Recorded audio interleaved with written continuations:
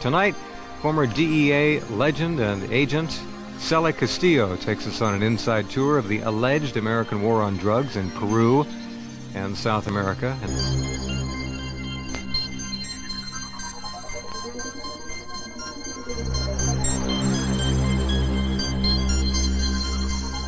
All right, the missionary plane that was shot down resulted in the deaths of two Americans, a woman and her little baby. The pilot was wounded, her husband and another man were not. You were down there, Cele. How many planes did you see splashed? Well, you could see them all over the place, close by the water. Uh-huh. As a matter of fact, there's going to be pictures going up on the website on Drug Wars where you see a cocaine lab airstrip where there's 5 planes ready to take off, and Right. one is an American plane with an American tail number. Huh. So there were hundreds of planes.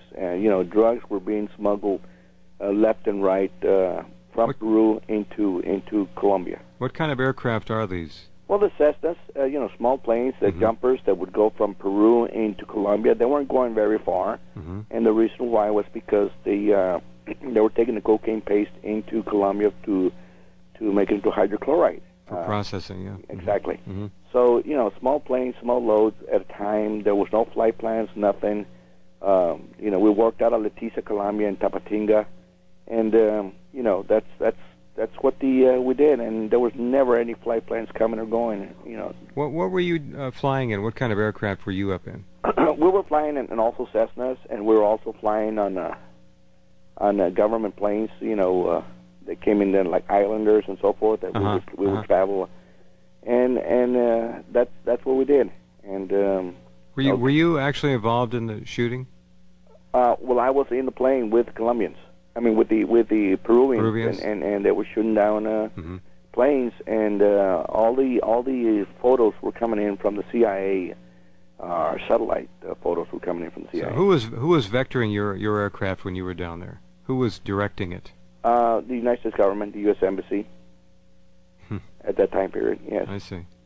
How'd you feel about watching these planes shot down and people dying? Again, at that time period, I felt that you were doing the right thing. Exactly, and I felt that to me, when I questioned it, this is, hey, wait a minute, this is business as usual in Central America and South America. This is what happens in these third world countries, and they try to give me an explanation that, hey, there's just casualties of the war. And casualties of the war. Exactly.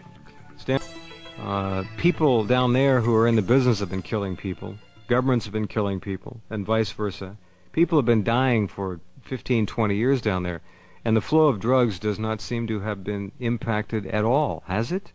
Absolutely not. You can remember when Nixon started the war on drugs in 1970, there were approximately $100 million allocated to the war on drugs, and now in the year 2000, we had over or billions of dollars, and we haven't even make a dent. We got more drugs today than we ever had in the past 20 or 30 years. So how do you explain that?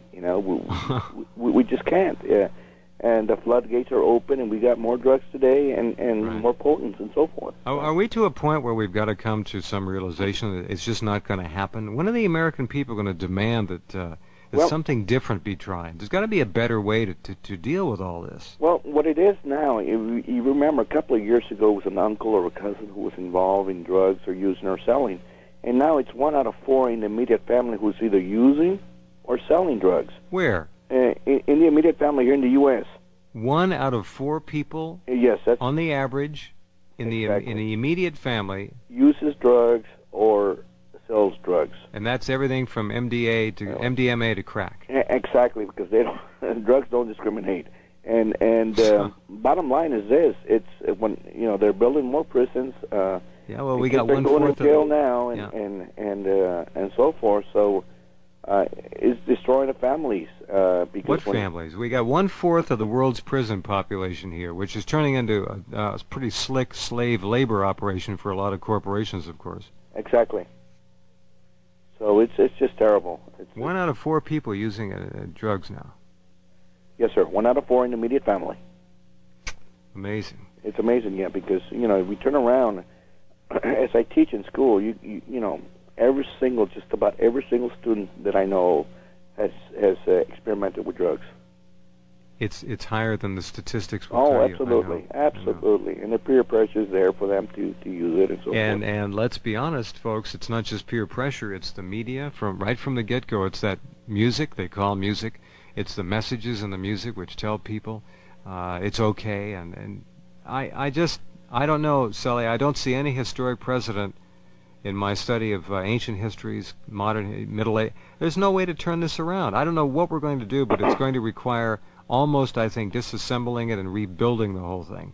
Well, it's so corrupt. I feel that it's going to get worse before it gets better, if it gets better. Yeah, all right, well said. Because it's snowballing, and I think it's going to be very, very hard to stop it now.